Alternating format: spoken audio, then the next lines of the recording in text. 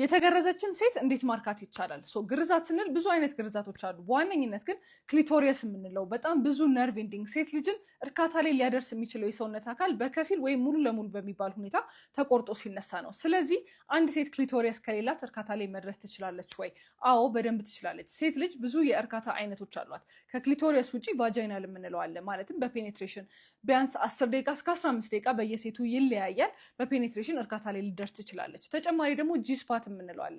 ጂስፓት ፎቶ መፖሰት ባልችልም ልክ ውስጥ እንደገባችሁ ወደ ላይ 2 ሴንቲሜትር ወደ ላይ ስትሄዱ የሆነ የሚሻክር ኤሪያ እሱ ጂስፓት ይባላል። እሱን ስቲሙሌት በማድረግ ሴት ልጅን እርካታ ላይ ማድረስ ይቻላል።